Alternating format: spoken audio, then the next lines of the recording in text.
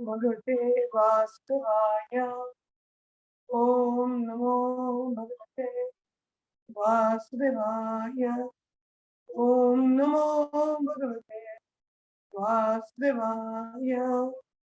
नारायणं नमस्कृत्यं नरं चैव नरोत्तमं देवीं सरस्वतीं व्यासं ततो जयमुदीरये।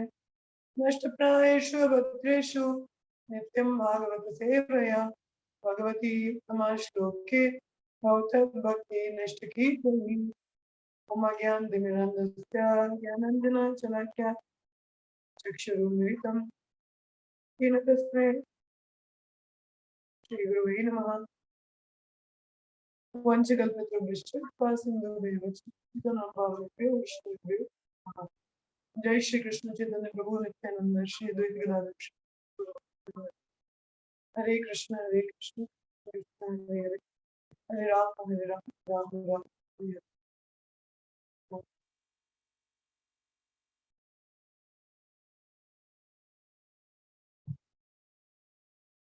सभी को एकादशी की भी बधाई हो। एकादशी भी है।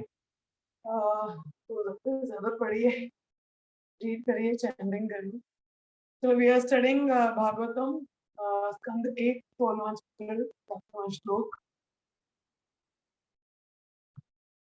मैंने स्क्रीन शेयर नहीं किए थे।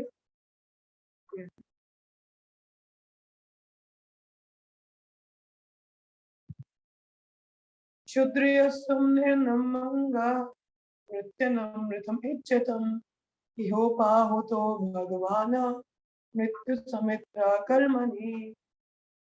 क्षुद्रियुसं निर्नमंगा मर्तयानमृतम् इच्छतम् इहोपाहुता भगवान् मृत्युसमित्र कर्मणि।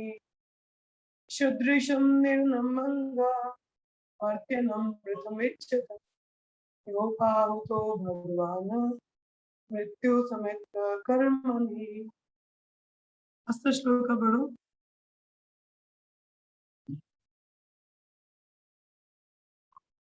हरे कृष्ण। क्षुद्रस्योऽसंनिर्णम् अङ्गामृत्यनानमृतम् ईक्षताम् इहोपहूतो भगवान् मृत्युसंहृतकर्मणि। जय माता जी पढ़ो। शूद्रासंनरम् अंगा मृत्य आनमृतम् निच्छतम् इहोपाहुतो भगवन् मृत्यु संहृत कर्मणि। O Sut Goswami, there are those amongst men who desire freedom from death and get eternal life. They skip the slaughtering process by calling the controller of death Yamraj. तो ये हम लोगों ने कल देखा था कि कलयुग के क्या प्रभाव थे कि ब्राह्मण और ऋषि, मतलब क्या है, ब्राह्मण और गाय की रक्षा कलयुग में नहीं है। लोगों ने क्या कसाई खाने को रखे हैं, इसलिए नर्क की ओर उनका जीवन प्रविष्ट करता है, नर्क की ओर बढ़ते हैं वो लोग। ठीक है, तो यहाँ पे सूत गोस्वामी बताते हैं कुछ ऐसे मनुष्य हैं जो those who desire freedom from death and get eternal life, कुछ हैं जो मृत्यु से आजादी चाहते हैं और नित्य अपना जो है नित्य शाश्वत जो उनका स्वरूप है जीवन है उसको वो परफेक्शन अटेन भी कर पाते हैं। तो वो जो ये जो पाप कर्म है इससे बच जाते हैं। तो देखिए इससे बचने का एक ही तरीका कलयुग में वो है हरे नाम हरे नाम हरे नाम केवलम कलो नास्ते कलो नास्ते कलो नास्ते अन्यथा। कहने का अर्थ ये कि कलयुग में यदि हमें बचना है या एक कोई तरीका है जिससे हम इस जन्म मृत्यु के बंधन से निकल सके तो वो एक ही है, वो है हरि नाम संकीर्तन यज्ञ। उसी से हम लोग बच सकते हैं, otherwise there is no other way. और कोई रास्ता ही नहीं है। तो यहाँ पे लिखा है कि जीव आत्मा है, ठीक है, the living entity as they develop from lower animal life to a hard human being and gradually to hard intelligence become anxious to get free from the clutches of death। कि जैसे जैसे जीवात्मा जब निम्न जोनियों से ऊपर की जोनियों में जाती है, स्पेशली जो मनुष्य जीवन में, तो जब उसकी जो बुद्धि बढ़ती है सही में उसके पास बुद्धि होती है तो वो ये सोचते कि मैं कैसे इस मृत्यु के चक्र से निकल सकूं। उसमें बुद्धि होती है, इंटेलिजेंस। हाँ, हम लोग बोलते हैं मनुष्य, हम बोलते हैं हमें पर बुद्धिमान व्यक्ति वही है जो ये समझ सके कि मैं जन्म मृत्यु के चक्र में फंसा हूँ, तो यहाँ से निकलना कैसे है। वही व्यक्ति असली में बुद्धिमान है। उनके सिर्फ मार्कशीट देख के नहीं बोलते ना बहुत इंटेलिजेंट है। नहीं, मार्कशीट से कोई इंटेलिजेंट नहीं हो जाता, ठीक है, एकेडमिक्स से कोई इंटेलिजेंट नहीं हो जाता। बुद्धिमान व्यक्ति असल में वही है जो अथतो ब्रह्म जिज्ञासा, one who inquire about absolute truth, जो भगवान के बारे में पूछता है, कौन है, मैं कौन हूँ, मेरा संबंध क्या है, यहाँ से कैसे निकलना है, वो व्यक्ति असल में बुद्धिमान है। ठीक है, जैसे देखा जाए तो हमारे जो साइंटिस्ट लोग हैं वो भी क्या है, मृत्यु से बचने के कई निचोड़ ढूंढते हैं। हाँ, बेशक वो काफी एडवांस है ज्ञान में, पर क्या वो मृत्यु को कंट्रोल कर पा रहे हैं?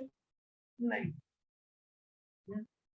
जो यमराज के हाथों से मृत्यु आती है इतनी क्रूल होती है कि आपको अंतिम क्षण एक सेकंड भी एक्स्ट्रा नहीं मिलेगा। तो उससे तो साइंटिस्ट भी नहीं बच पाया। साइंटिस्ट हमारे सोसाइटी में काफी बुद्धिमान व्यक्ति हैं, पढ़े लिखे माने जाते हैं, मगर उनके पास भी कोई निचोड़ नहीं है मृत्यु का। जैसे हम एक क्षण भी आपको एक्स्ट्रा नहीं मिलेगा। हाँ, तो साइंटिस्ट लोग हैं, कई बार थ्योरीज डालते हैं, हाँ हाँ हम मृत्यु को रोक सकते हैं, अभी हम कर रहे हैं, प्रयास कर रहे हैं, प्रयास ही चल रहे हैं खुद ही, मगर वो मृत्यु के अधीन हो जाते हैं, मृत्यु उनको पकड़ के ले जाती है, तो यमराज स्वरूप में आती है। ठीक है, तो मृत्यु को रोकने का कोई सवाल ही यहाँ पे नहीं होता है। ठीक है, आप लोग तो अपना जो छोटा जीवन काल अवधि है इसको भी, उसमें भी एक क्षण ऐड नहीं कर सकते।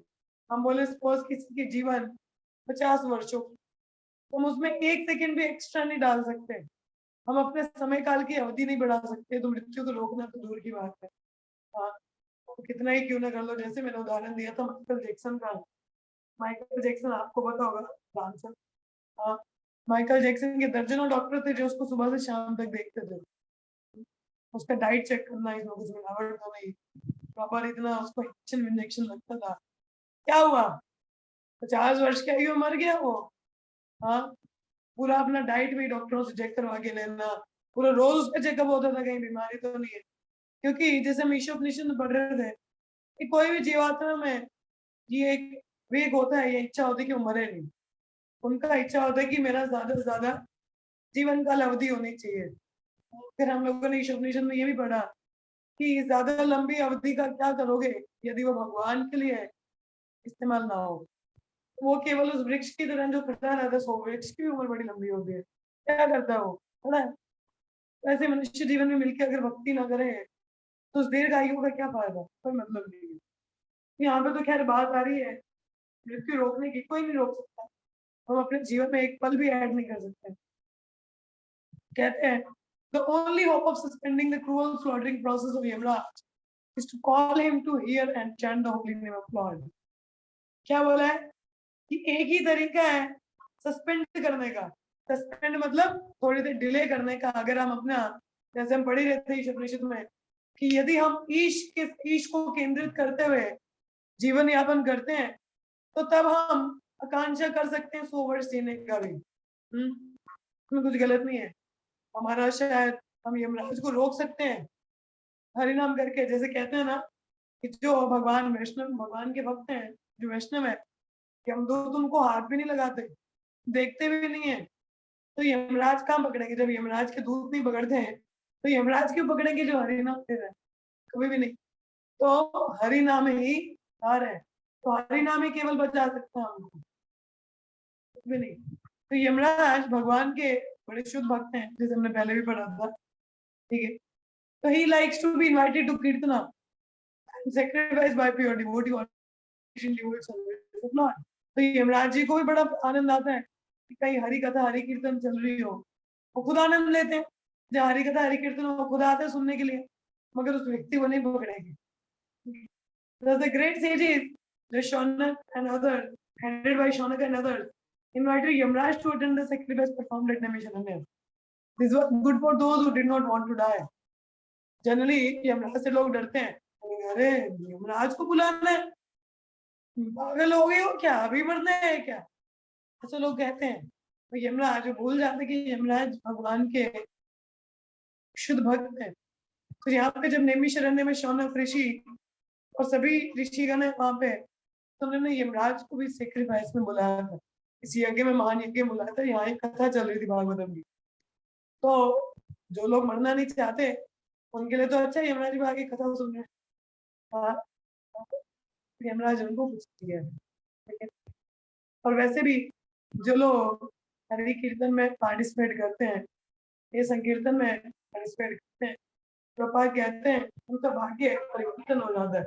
हम जब कीर्तन में ताली बजाते हैं, हमारी जो रेखा है हाथ की, वो परिवर्तित हो जाती है। जो भक्त भगवान को पूर्ण शरणागत है, उसका जीवन काल, जीवन मृत्यु भगवान के अधीन होती है। फिर वो सारी रिस्पॉन्सिबिलिटी किस पे है, भगवान की। जब उनकी इच्छा होगी तो चल बसेंगे हम, अगर वो इच्छा करेंगे तो हम शायद और जीवन दें।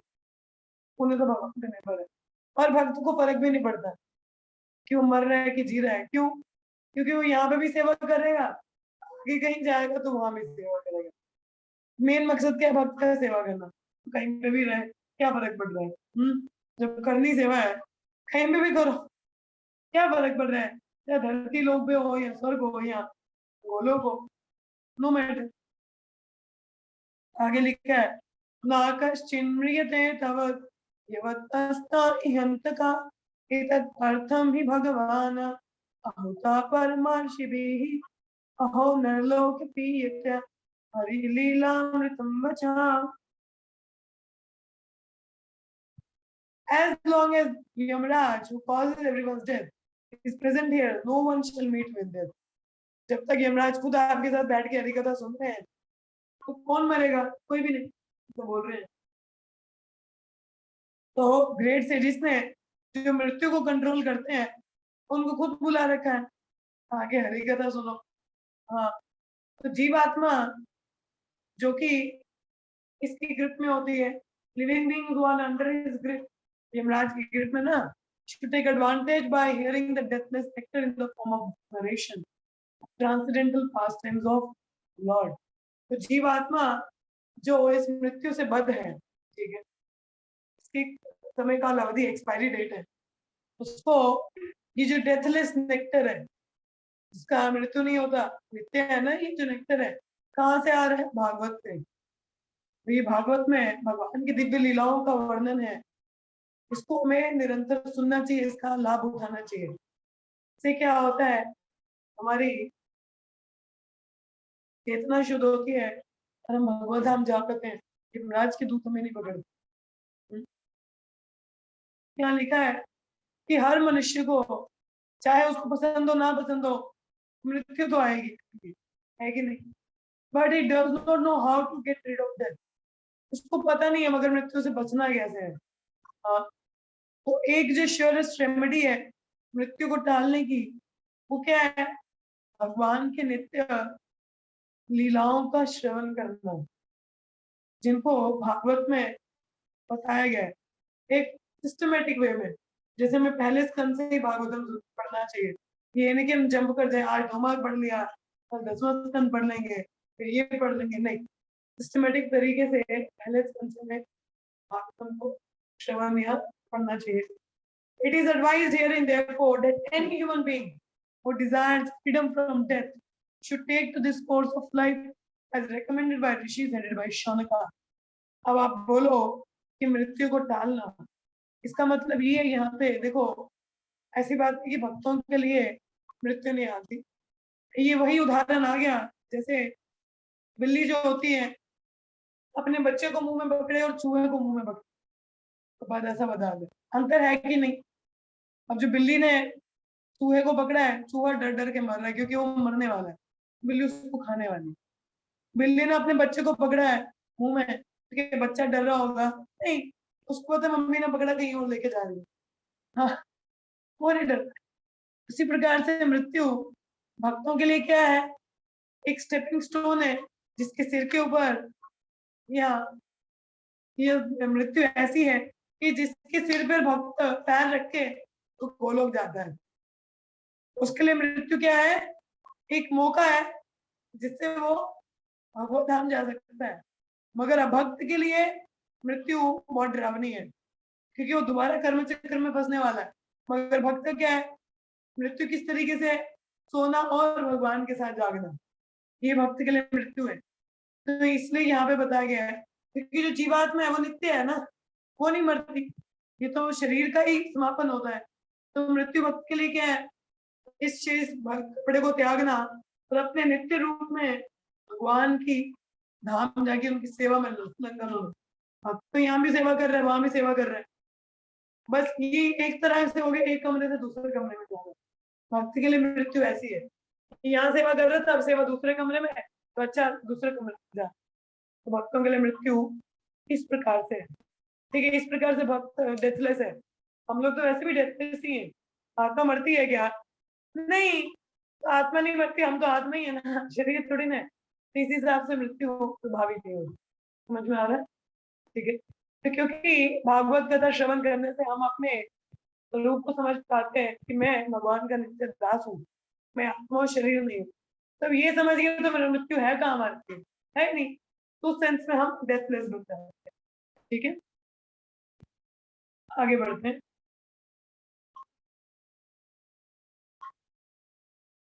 मंदस्य मंद प्रज्ञस्य वायुमन्दीयसश्च वे निद्रया ह्रियते नक्तं दिवाचा व्यर्था कर्मभिः। Lazy human beings with faulty intelligence and short duration of life pass night sleeping and day performing activity that are for night not। क्या बोला है कि जो आलसी मनुष्य है, आलसी किस सेंस में, आध्यात्मिक स्तर पर, अध्यात्म की और कोई रुचि नहीं है, उस सेंस में आलसी। आलसी तो नहीं तो आप बोल गए आलसी तो वो सोता रहे, कोई काम ना करे। यहाँ पे तो लिखा है कि वो पूरा रात को सोता रहता है, दिन में कार्यकलाप करते, तो आलसी कहाँ से हुआ? दिन में तो कार्य कर रहे हैं ना। आलसी यहाँ का मतलब है कि अध्यात्म की ओर उसको कोई रुचि नहीं है, बहुत सोया हुआ है अध्यात्म की ओर कि वहां पे मुझे कुछ करना है। एक तो छोटा समय होता है कलयुग में, आयु इतनी दीर्घ नहीं है, ठीक है, और बुद्धि मनुष्य की कम होती है। कम मतलब होती है, इस्तेमाल नहीं करे तो फिर कमी है। हाँ, तो रात को निद्रा में और दिन गधों की तरह कार्य करने में लगा रहता है। ये मूर्ख व्यक्ति है, इसको कहते हैं ये जो कम बुद्धि वाले। तो जो कम बुद्धि वाले मनुष्य हैं, वो जो मनुष्य जीवन का जो असल वैल्यू है उसको समझ ही नहीं पाते कि मनुष्य जीवन है किस लिए। हाँ, मनुष्य जीवन एक बहुत बहुमूल्य उपहार है हमारे लिए, जो हमें इस प्रकृति के 3 गुण यानी कड़े नियमों से बचा सकता है। तो ये एक मौका है हमारे लिए मनुष्य जीवन कि हम ये जो जन्म मृत्यु का भवसागर है, ये जो बंधन है, साइकिल है, इसको तोड़ सकते हैं। तो जो बुद्धिमान व्यक्ति है वो इस मनुष्य जीवन को, जो कि बहुत ही मॉडर्न है, ध्यान पूर्वक इस्तेमाल करता है। कोई भी जो बहुमूल्य वस्तु हो, क्या हम उसको कचड़े के ढेर में डालेंगे? हाँ, बताइए। अगर कोई बहुमूल्य वस्तु हो, आपको हीरा मिल जाए, क्या आप उसको कचड़े के ढेर में फेंकोगे? हाँ या ना? बताइए। अगर आपको हीरा मिल जाए, डायमंड, क्या करोगे? भौतिक दृष्टि में मुझे पता है आप सब वैरागी हो, आप सोना चांदी के पीछे नहीं हो, डायमंड के पीछे नहीं हो, फिर भी भौतिक दृष्टिकोण से देखा जाए तो अगर आपको सोने की खानदान मिल जाए, सोना मिल जाए, हाँ, हीरे जवाहरात मिल जाए, क्या करोगे? हाँ, संभाल के रखेंगे माता जी, क्या करेंगे? संभाल के रखेंगे। संभाल के रखेंगे ना। नहीं हाँ, नहीं माता जी, मैं संभालूंगी ना, मैं पूरा बेच के पैसे रख लूंगी। वही पैसा रखोगे, कुछ तो करोगे। हाँ, कुछ लॉकर में ताला लगा के रखोगे, तो उसको माता जी, ताले तिजोरी में है रखोगे ना संभाल के। हाँ, तो हाँ ऑब्वियसली रखेंगे। है ना, लेकिन माता बहुमूल्य जी उसका वस्तु फायदा क्या होगा? हम्म, उसका रख के फायदा क्या होगा? उसका इस्तेमाल नहीं करेंगे तो? रखोगे तो इस्तेमाल भी करोगे ही। तो कहने का अर्थ ये है, कोई भी बहुमूल्य वस्तु है तो उसको हम ऐसे वेस्ट नहीं करते। अब जैसे घर में घी है, ठीक है, घी भी मतलब महंगा है, अच्छी आइटमें बनती हैं, तो घी थोड़ी ना आप ऐसे ही फेंकते जाओगे, नहीं, घी को अच्छे से इस्तेमाल करोगे अच्छी आइटमें बनाने में, है कि? तो उसी प्रकार से जो बहुमूल्य वस्तु को उसको हम संभाल के रखते हैं। तो जो मनुष्य जीवन है, तो ये बहुमूल्य वस्तु है ना, तो यदि हम इसका जो इस्तेमाल हम कर सकते हैं, वो ना करें तो इसकी व्यर्थता हो जाएगी, है कि नहीं? ठीक है, इसकी क्या हो जाएगी? व्यर्थता हो जाएगी। आपके पास मनुष्य जीवन है, जिससे आप भगवत धाम जाने का ताला खोल सकते हो। जैसे अ, सनातन गोस्वामी के पास एक व्यक्ति गया, भगवान शिव का बड़ा भक्त था वो, हाँ, बड़ी तपस्या की, भगवान शिव प्रसन्न हुए, बोला क्या चाहिए? कहते मुझे बहुमूल्य वस्तु चाहिए। तो बोला ठीक है, तो एक टच स्टोन है, टच स्टोन जो आपकी इच्छा पूरी कर दे, कभी कुछ भी चाहिए, या छूने भी किसी वस्तु को सोना बना दे, ऐसा था। उन्होंने बोला सनातन गोस्वामी के पास जाओ, उनके पास वो पत्थर बड़ा तो वो ले लो, फिर जो जो जितना सोना बनाना बना दे जाओ, अपना हमारा बिजनेस चल जाएगा, ऐसा बहुत आ जाएगा तुम लोग। बोला ठीक है, खुश हो गया वो, गया सनातन गोस्वामी के पास, बोला कि ऐसे ऐसे मुझे मुद्दा मिला था, पत्थर मैंने सुना है, तो दे दो। बोला हाँ, वो कचड़े का ढेर जाके ले लो, वहाँ पड़ा हुआ है। बोला अच्छा, ले लिया उसने, बोला धन्यवाद, जाने लगा। तो रास्ते में उसका दिमाग ढमका, बोला अगर ये असल में टच स्टोन है जिससे सोना बन सकती है चीज, तो भौतिक जगत में तो सब कुछ ऐसा ही चाहिए, हाँ धन वाला। फिर सनातन गोस्वामी ने इसको कचरे के ढेर में क्यों फेंका था? हम्म, लगता है उनके पास कुछ इससे भी इम्पोर्टेंट है, कुछ इससे भी वैल्यूएबल है, पूछना चाहिए, वापिस जाता है। बोला आप मुझे मूर्ख समझते हो? हैं? अगर ये पत्थर इतना बहुमूल्य होता तो इसको कचरे के ढेर में क्यों फेंकते आप? हैं? पक्का आपके पास इससे भी बड़ा कुछ है जो आप मुझे दे नहीं रहे हो, क्या है आपके पास? तो गोस्वामी ने बोला अगर वो चाहिए, घर बार छोड़ के यहाँ बैठना पड़ेगा। बोला हाँ ठीक है, तो बोला ठीक है फिर। तो उनको सनातन गोस्वामी ने भक्ति के उपदेश दिए, तो हरि नाम से ज्यादा बहुमूल्य और क्या है? इससे बहुमूल्य और भी वस्तु हो नहीं सकती। कोई बहुमूल्य वस्तु है, उसका इस्तेमाल करना हमें आना चाहिए। किसी मूर्ख के हाथों में यदि आप हीरा भी पकड़ा दो, तो वो उसको पत्थर समझ के, पास समझ के फेंक देगा, है कि नहीं? अब मूर्ख कोई पागल इंसान है, वो उसको पता ही नहीं हीरा की क्या वैल्यू है, तो उसको कहाँ समझ के चाहे उसको फेंक ही दे।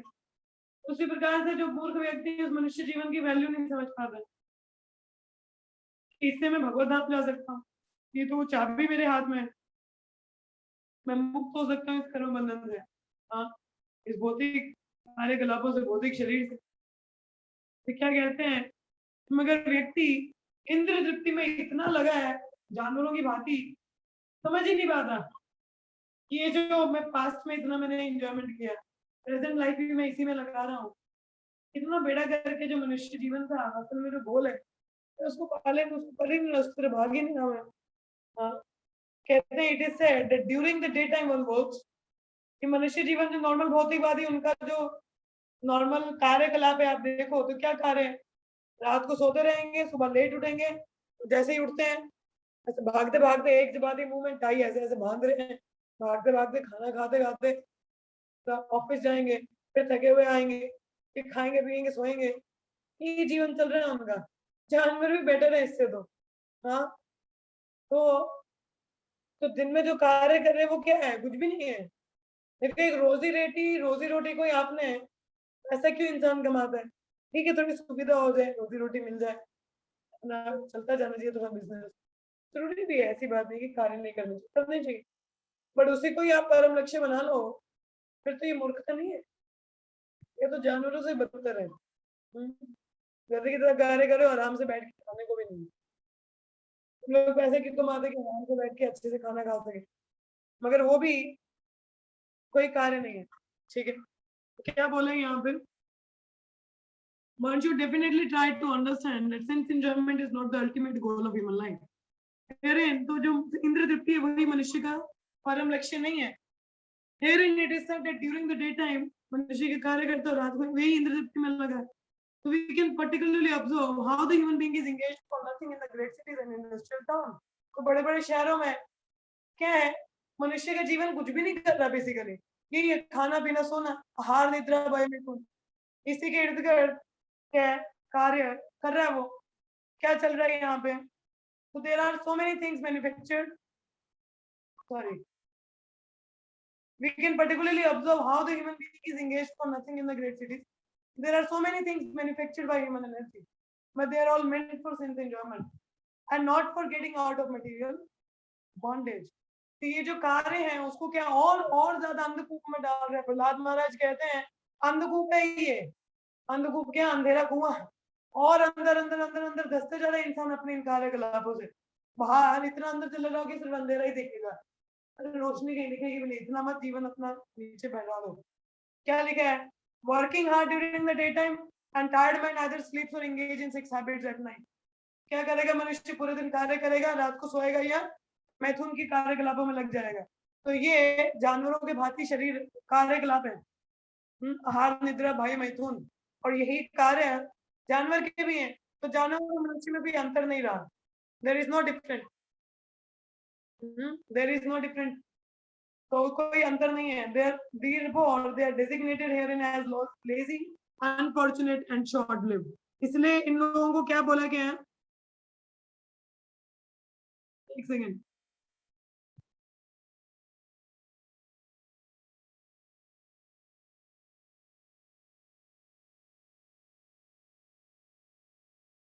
so therefore they are designated herein as lazy, unfortunate and short lived। ठीक है, इसलिए जो मनुष्य है उसको क्या बोला गया, आलसी, दीर्घायु वाला और कम बुद्धि वाला। ये पढ़ा हम लोगों ने भागवतम में। क्योंकि मनुष्य का जीवन जानवरों की भांति है, आहार निद्रा भय मैथुन। तो जानवर भी यही कर रहे हैं, वो तो चलो प्रकृति के अनुसार कार्य करते हैं, अगर मनुष्य का जीवन और आगे वृद्धि के लिए सिर्फ इन्हीं कार्यकलापों के लिए नहीं। तो इसीलिए मनुष्य को क्या कहा जाता है, द्विपदा पशु, टू लेगेड एनिमल। क्या कहा जाता है, द्विपदा पशु। अगर हमारा जीवन भी इसी से केंद्रित है, ईश केंद्रित नहीं है, ईश वासन के प्रिंसिपल को नहीं फॉलो करता, भगवान को केंद्रित रख के नहीं जीवन जी रहे हम, जानवर से कम नहीं है। प्रभुपाद क्या बोलते हैं ऐसे जानवरों को, कुत्ते बिल्लियां सुअर ऊंट, कल पढ़ा हम लोगों ने, प्रभुपाद को कहते हैं कुत्ते बिल्लियों की तरह जीवन है इनका, कुत्ते बिल्ली सुअर की तरह जीवन है इनका। सही बात है, उनका जीवन ऐसा ही है, मेहनत करो, खाओ, आहार निद्रा भय मैथुन। तो उठिए, जागिए इस चीजों से, सिर्फ जानवर की भांति मत बने रहिए। मनुष्य जीवन बिना है तो मनुष्य की जीव बना चाहिए, और मनुष्य का जीवन अथक ब्रह्म जिज्ञासा के लिए बना है, to inquire about absolute truth and live one's life on that principle. ठीक है, तो यहाँ पे विराम लेते हैं। तो अपने जीवन को देखो, भक्ति बहुत रेयर है। प्रभात कहते हैं कि हर जीवन में माता पिता मिलेंगे, मिलते ही हैं, वही कुत्ते बिल्ली का भी हो, मगर भगवान और कृष्ण हर जन्म में नहीं मिलते, गुरु और कृष्ण। ये बहुत ही रेयर अपॉर्चुनिटी है कि हमें गुरु कृष्ण मिल सके और ये मनुष्य जीवन मिल सके।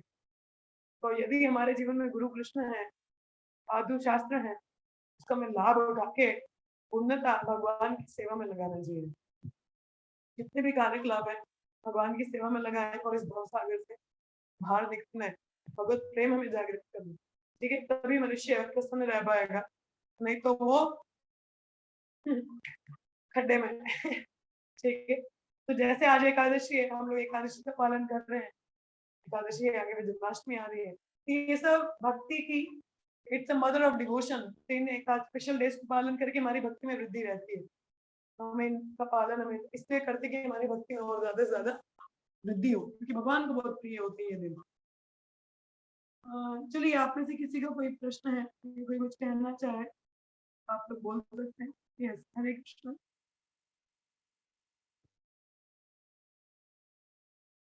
हरे कृष्ण।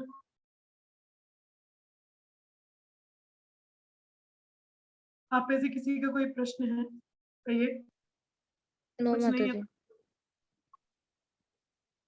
ये शास्त्र कुछ कहना है आपको? No questions. No question, okay. Anyone else, और किसी का कोई रियलाइजेशन हो? हाँ जी, कोई सवाल नहीं है? तभी परमहंस वैष्णव है यहाँ पे। नैमिषारण्य के ऋषियों को भी समान थे, आप लोगों को नहीं है। चलो मेरा सौभाग्य है कि परमहंस वैष्णवों का संग मिल रहा है।